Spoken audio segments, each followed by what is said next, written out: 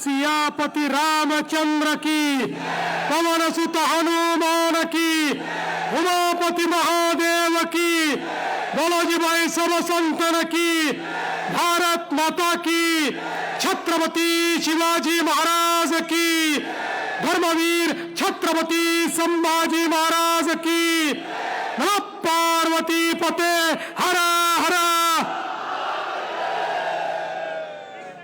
हिंदवी स्वराज्याचे सरसंस्थापक छत्रपती शिवरायांना मानाचा मुजरा करतो। भारतीय राज्यघटनेचे शिल्पकार भारतरत्न डॉक्टर बाबासाहेब आंबेडकर यांना मानवंदना अर्पित करतो। आज या सभेमध्ये मंचावर उपस्थित असलेले मुंबई भारतीय जनता पक्षाचे तरुण तडफदार अध्यक्ष आमदार अमित साटमजी,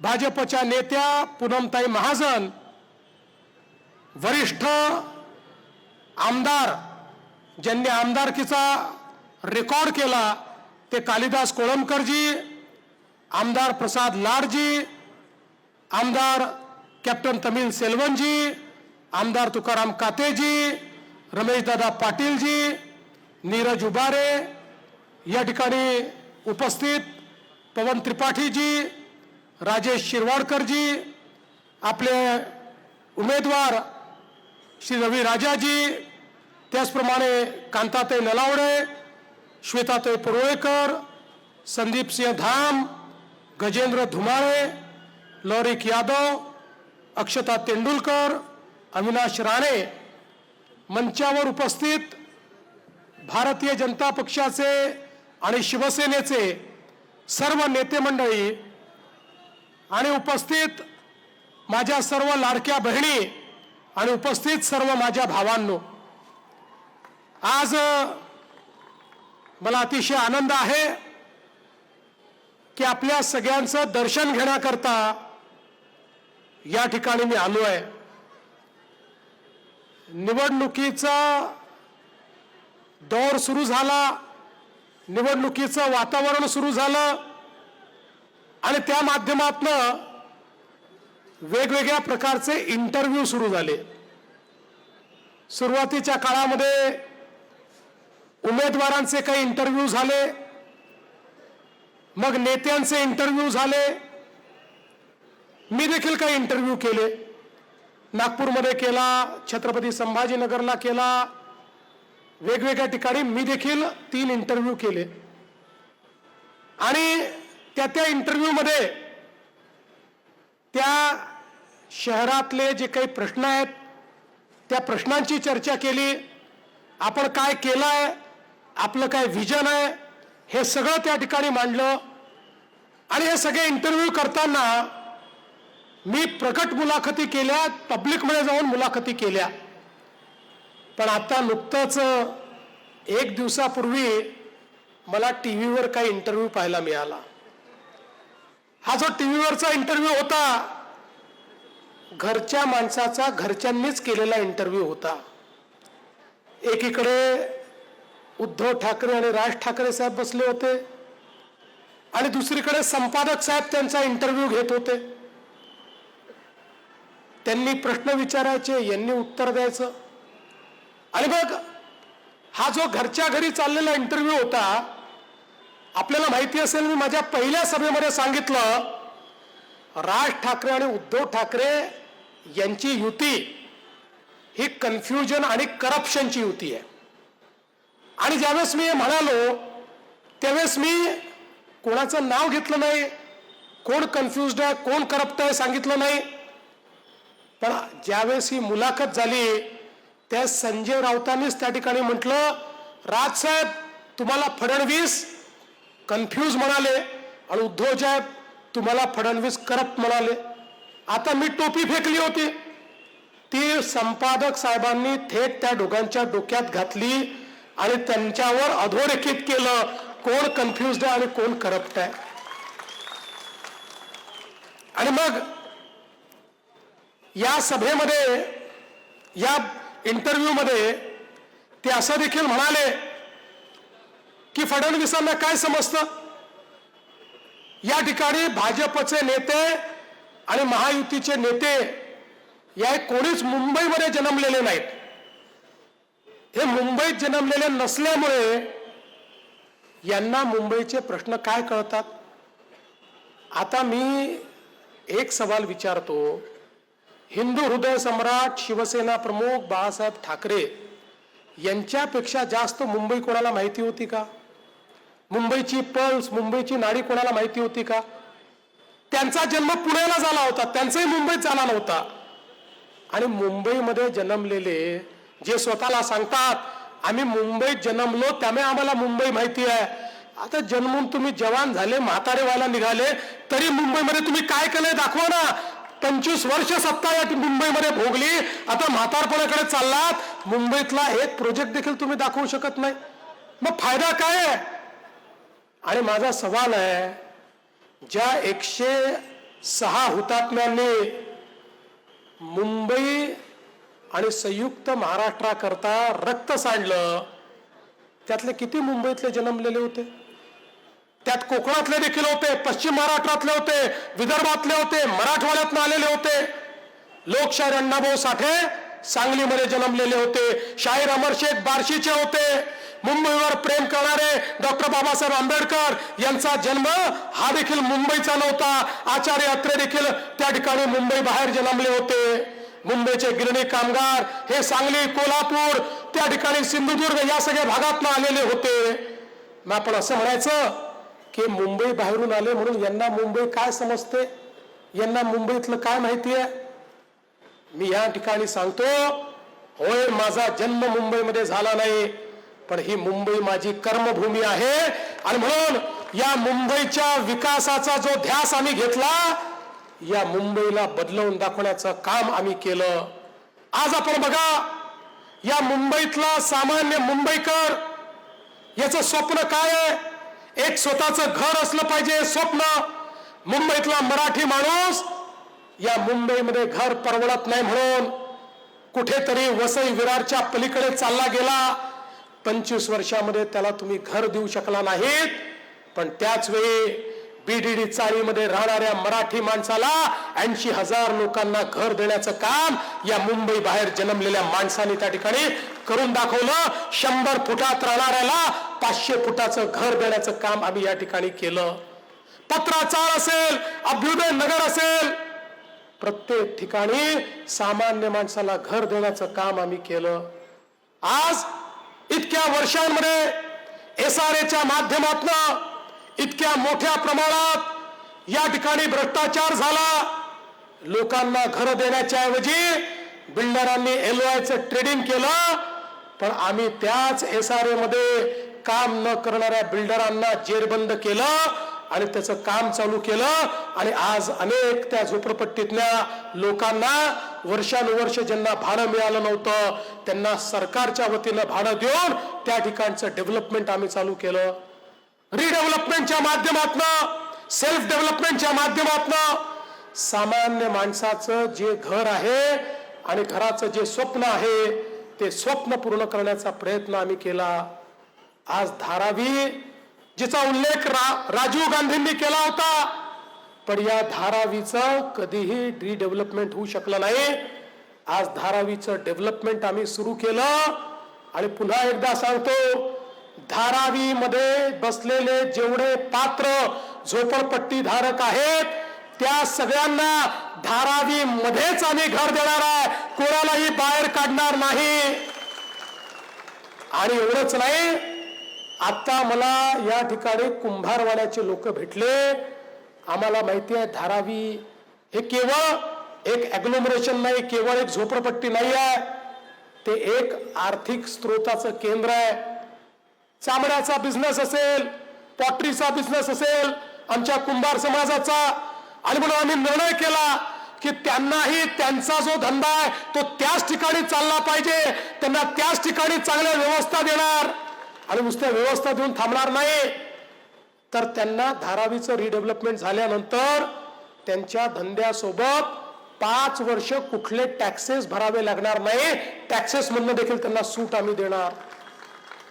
आज जो अपात्र देखील आहे त्यालाही आम्ही निर्णय केला की त्यालाही आम्ही घर देऊ, त्यालाही आम्ही त्या ठिकाणी सोडणार नाही. आणि म्हणून बंधू भगिनींनो, आज या मुंबईमध्ये मोठ्या प्रमाणात विकासाची कामं, या मुंबईकरांचं घरांचं स्वप्न हे पूर्ण करण्याचं काम आपल्या सरकारच्या माध्यमातून आपण केलंय. आणि 25 वर्ष ज्यांच्या हाती मुंबई दिली, त्यांनी या मुंबईच्या महानगरपालिकेत काय केलं? तुमच्या जीवावर जे निवडून गेले, या मुंबईच्या महानगरपालिकेमध्ये 3 लाख कोटी रुपयाचा घोटाळा यांनी केला. रस्ते खाल्ले, नालेसफाईचा कचरा खाल्ला, कोविड काळात खिचडी खाल्ली, डेड बॉडी बॉक्सचा घोटाळा केला, प्रेताच्या टाळूवरचं लोणी काढलं. अरे जे कफन त्या ठिकाणी मेलेल्या लोकांना घालायचं होतं, त्या कफनमध्ये देखील भ्रष्टाचार करण्याचं काम यांनी केलं. पीपी किटचा घोटाळा, ऑक्सिजन प्लांटचा घोटाळा, कोविड सेंटरचा घोटाळा, पत्रा चाळीचा घोटाळा, दलित वस्ती योजनेत घोटाळा, कचरा वाहतुकीत घोटाळा, मिठी नदीमध्ये घोटाळा, बार मालकांकडनं वसुली. एवढंच काय, घोटाळा करता करता हे इतके घोटाळेबाज झाले की यांनी बाळासाहेबांच्या हिंदुत्वात देखील घोटाळा केला. आणि हिंदुत्व सोडून त्या ठिकाणी कोणाचा हात पकडला हे सांगण्याची आवश्यकता नाहीये.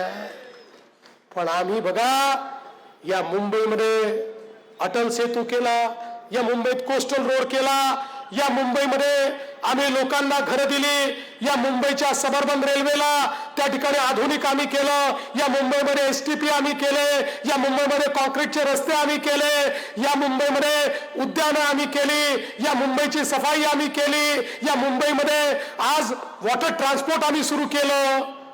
बंधू भगिनींनो, या मुंबईची लाईफलाईन असलेली आपली सबअर्बन रेल्वे म्हणजे आपली लोकलची ट्रेन, या ट्रेनचे प्लॅटफॉर्म आम्ही मोठे केले, या ट्रेनचे डब्बे आम्ही वाढवले, इथे एस्कलेटर्स लावले, स्टेशन चांगलं केलं, पॅसेंजर करता एम्युनिटीज केल्या, नवीन सिग्नलिंग सिस्टीम लावली.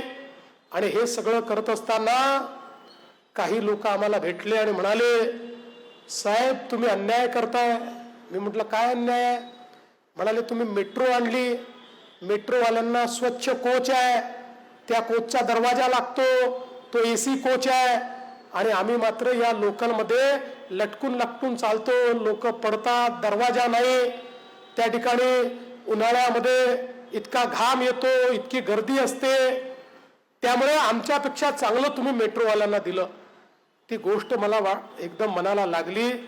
मी माननीय मोदीजींच्या नेतृत्वात त्या ठिकाणी आमचे जे रेल्वे मंत्री काम करतात अश्विनी वैष्णव, त्यांच्याकडे गेलो आणि त्यांनी आणि आम्ही मिळून निर्णय केला की आता आपली जी सबअर्बन रेल्वे आहे, याचे देखील जे डब्बे आहेत, याचे देखील जे कोच आहेत, त्याचे दरवाजे बंद होतील आणि ते कोच एसी असतील. एसी कोच मेट्रो सारखे हे आम्ही सबअर्बन रेल्वेला देणार आहोत. टाळ्या याच्यावर नका वाजवू, मी पुढचं जे सांगणार आहे त्याच्यावर टाळ्या वाजवा. सबअर्बन रेल्वेला लोकलला एसी डबे दिल्यानंतरही त्याच्या तिकिटाचा दर 1 रुपयाने देखील आम्ही वाढवणार नाही, असा निर्णय आम्ही त्या ठिकाणी केला. म्हणजे पुढच्या काळामध्ये मेट्रो सारखे डबे हे या ठिकाणी आपण देणार आहोत. आपल्याला कल्पना आहे, आज या ठिकाणी मोठ्या प्रमाणात आपण प्रयत्न करून मेट्रोचं काम सुरू केलं. आज चेंबूरच्या सगळ्या परिसरामध्ये वेगवेगळी मेट्रोची कामं आपल्याला पाहायला मिळतात. मेट्रो 2B जी आहे, DN नगर ते मंडाले, मानखुर्द ते डायमंड गार्डन चेंबूर, पहिल्या टप्प्यातील 5 स्थानकांची जी कामं आहेत ती अंतिम टप्प्यात आहेत. त्याची सुरक्षा चाचणी चालली आहे. या 2026 मध्येच आपण त्यांनी प्रवास हा सुरू करणार आहोत. यामुळे चेंबूर पासनं अंधेरी आणि BKCचा प्रवास हा पूर्णपणे सुलभ या ठिकाणी होणार आहे. यासोबत आपल्याला कल्पना आहे की आपण सांताक्रूज चेंबूर लिंक रोडचा त्या ठिकाणी आता विस्तार करतो आणि विशेषतः याचा शेवटचा टप्पा जो आहे तो पूर्व आणि पश्चिम द्रुतगती मार्गांना जोडणारा एशियातील पहिला केबल स्टेड ब्रिज हा आपण तयार केला. हा असा ब्रिज आहे की याच्यामध्ये 90% हा ब्रिज त्या ठिकाणी 90च्या अँगलनी वळतो, अशा प्रकारचा एक अजुबा ब्रिज हा पण त्या ठिकाणी तयार केलाय. यामुळे कुर्ला आणि वाकोलाला जी वाहतूक कोंडी आहे जाणारी ती आपण कमी केली आहे. आणि एवढंच नाही तर छेडानगरचा जंक्शनच्या सुधारणेचा प्रकल्प आपण MMRDAच्या माध्यमातून हातामध्ये घेतला आणि त्या माध्यमातून कोंडी जी आहे ती कमी करण्यासाठी उडानपूल आणि भुयारी मार्गाचं काम आपण सुरू केलं आहे. सांताक्रूज चेंबूर लिंक रोड आणि फ्रीवेवरनं येणारी जी वाहतूक आहे ती ठाण्याच्या दिशेने सुरक्षित जाण्याकरता आपण या ठिकाणी ही कारवाई करतो. ईस्टर्न फ्रीवेचा आपण विस्तार करतो. छेडानगरला जो ईस्टर्न फ्रीवे संपलेला आहे तो आता पलीकडे आपण ठाण्यापर्यंत आणि तिथनं आमनेपर्यंत नेण्याचा निर्णय घेतलेला आहे. त्याचंही काम आपण करतो. शिव ट्रांबे रोड जो आहे त्याच्यावर देखील वाहतुकीची कोंडी कोंडी कमी करण्याकरता चेंबूर नाकाने शिव ट्रांबे रोडवर आपण अनेक एलिव्हेटेड रोडचं काम हातामध्ये घेतलेलं आहे.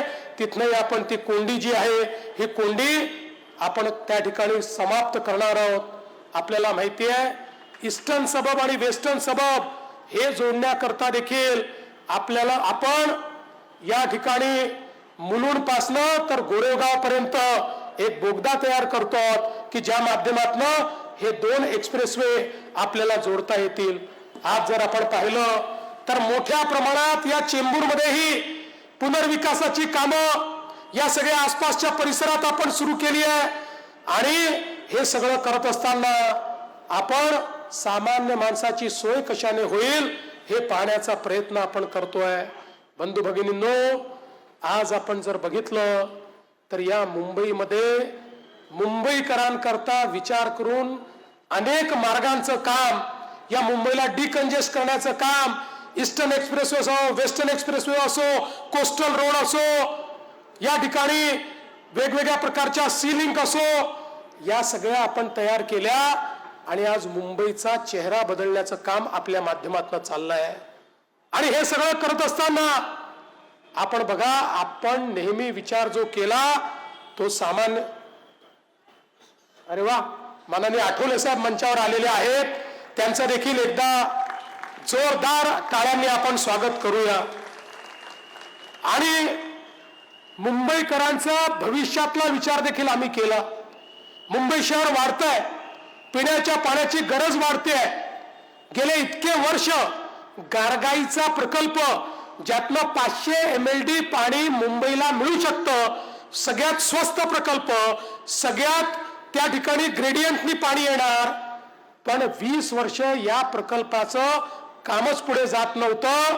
मला सांगताना आनंद वाटतो, त्यातल्या अडचणी मी समजून घेतल्या आणि त्या अडचणी दूर केल्या आणि गारगाईच्या प्रकल्पाला 2 वेळा नामंजूर झालेला प्रकल्प, त्याला फॉरेस्ट आणि एन्व्हायरमेंटची परमिशन आणली आणि परमिशन आणून त्याचं टेंडर काढलं, त्याचं काम सुरू केलं. आता 500 MLD पाणी ऍडिशनल मुंबईला मिळेल आणि त्या माध्यमातून पुढचे 20-25 वर्ष मुंबईमध्ये कधीही पाण्याची टंचाई हे आपल्याला पाहायला मिळणार नाही.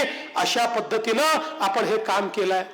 इंदू मिलचं स्मारक, आज भारतरत्न डॉक्टर बाबासाहेब आंबेडकर यांचं ज्या ठिकाणी महापरिनिर्वाण झालं त्या ठिकाणी जुन्या सरकारनं इंचभर जागा देखील दिली नव्हती. आठवले साहेब, आम्ही मोदीजींकडे गेलो, 3600 कोटी रुपयाची जागा मोदीजींनी दिली. आज इंदू मिलला भारतरत्न डॉक्टर बाबासाहेब आंबेडकरांचं स्मारक होत आहे. आज खऱ्या अर्थानं एक प्रकारे मुंबईचा चेहरा बदलण्याचं काम आपण करतोय. आणि म्हणून बंधू भगिनींनो, मी तुम्हाला एवढंच सांगण्याकरता आलो आहे, या ठिकाणी आम्ही जे बोलतो ते करणाऱ्यांपैकी आहोत. आम्ही जे केलंय ते तुमच्या समोर आहे, सांगण्यासारखं आमच्याकडे म्हणून सांगतो. आताच उद्धवजी आणि राज ठाकरेजी नाशिकमध्ये गेले होते. ते मुंबईत सभाच घेत नाहीत. नाशिकमध्ये जाऊन सभा घेतली आणि नाशिकच्या सभेमध्ये नाशिकच्या ऐवजी मुंबईवर बोलले, नाशिकवर बोललेच नाही. आणि नाशिकमध्ये जाऊन सुधीर मुनगंटीवार आणि देवयानी ते फरांदे आणि आमचे राहुल नार्वेकर यांच्यावर तिथे जाऊन टीका केली. यांच्याजवळ बोलायला देखील काहीच नाही, 25 वर्षात दाखवण्यासारखं काही नाही. आणि म्हणून आज आम्ही आपल्याला हे सांगण्याकरता आलो आहे, आपल्या आशा आकांक्षा आणि अपेक्षा पूर्ण करण्याकरता या महानगरपालिकेची महानगरपालिका आम्हाला हवी आहे. केवळ कोणाला महापौर बनवायचं याकरता नाही, केवळ कोणाला नगरसेवक बनवायचं याकरता नाही, तर या सामान्य माणसाच्या जीवनामध्ये परिवर्तन घडवण्याकरता ही महानगरपालिका आम्हाला हवी आहे. बंधू भगिनींनो, मागच्या विधानसभेच्या निवडणुकीमध्ये आपल्या आशीर्वादाने आम्हाला एक प्रचंड मोठं बहुमत मिळालं. आजपर्यंतच्या इतिहासात सर्वाधिक जागा महायुतीला या विधानसभेच्या निवडणुकीमध्ये मिळाल्या. आणि या जागा मिळाल्यानंतर काही लोकांनी बोलणं सुरू केलं, आता या महायुतीवाल्यांना इतक्या जागा मिळाल्या, आता यांना कोणाची गरज नाही. हे पहिलं काम काय करतील? लाडकी बहीण योजना बंद करतील. 1 वर्षापेक्षा जास्त कालावधी झाला, लाडकी बहीण योजना सुरूच आहे. आणि लाडक्या बहिणींनो, चिंता करू नका, जोपर्यंत तुमचा देवा भाऊ आणि तुमचे शिंदे भाऊ या ठिकाणी आहेत, तोपर्यंत लाडकी बहीण योजना बंद होणार नाही. या उलट मी तर आमच्या सगळ्या उमेदवारांना सांगतोय, ही आमची लाडकी बहीण तुम्हालाही निवडून देणार आहे. पण तुम्ही निवडून आल्यानंतर माझ्या लाडक्या बहिणींना केवळ लाडकी बहीण ठेवू नका, त्यांना लखपती दीदी बनवा. लखपती दीदी. आता मोदी साहेबांनी लखपती दीदीचा कार्यक्रम दिलाय. महाराष्ट्रामध्ये 50 लाख लखपती दीदी तयार झाल्या. पुढच्या 4-5 महिन्यात आमच्या 1 कोटीपर्यंत हा आकडा जाईल. 1 कोटी माझ्या लाडक्या बहिणी या लखपती दीदी असतील. त्यामुळे पुढच्या काळामध्ये ही महानगरपालिका निवडून आल्यानंतर ज्यावेळी मी तुम्हाला भेटेन, तुम्ही वॉर्डात काय काम केलं हे तर विचारेनच, पण त्यासोबत पहिला प्रश्न माझा असेल की तुमच्या वॉर्डामध्ये माझ्या किती लाडक्या बहिणींना तुम्ही लखपती दीदी केलं याचा हिशोब मला द्या. हा प्रश्न देखील या ठिकाणी मी विचारणार आहे. आणि म्हणून बंधू भगिनींनो, आज या निवडणुकीच्या निमित्ताने एकीकडे भ्रष्टाचाराच्या माध्यमातून या मुंबईला पोखरणारे आहेत आणि दुसरीकडे प्रामाणिकतेनं, पारदर्शितेनं तुमच्या करता काम करणारे, तुमच्या करता झटणारे, ज्यांनी मुंबईमध्ये परिवर्तन करून दाखवलाय, अशी सगळी महायुतीची मंडळी या ठिकाणी आहेत. तुम्हाला फैसला करायचा आहे. 15 तारखेला तुम्ही मतदानाला जा. मतदानाला गेल्यानंतर ज्या मशीनवर कमळ किंवा धनुष्यबाण असेल त्याची बटन दाबा, निर्धास्तपणे बाहेर या. 16 तारखेपासनं या ठिकाणी ज्यावेळी महानगरपालिका आमच्या हातामध्ये येईल, 15 तारखेला तुम्ही आमची काळजी घ्या. 16 तारखेपासनं 5 वर्षाकरता तुमच्या काळजीची गॅरंटी महायुतीच्या वतीनं आम्ही या ठिकाणी घेतो. एवढंच बोलतो आणि माझे 2 शब्द संपवतो. जय हिंद, जय महाराष्ट्र. एबीपी माझा, उघडा डोळे बघा नीट.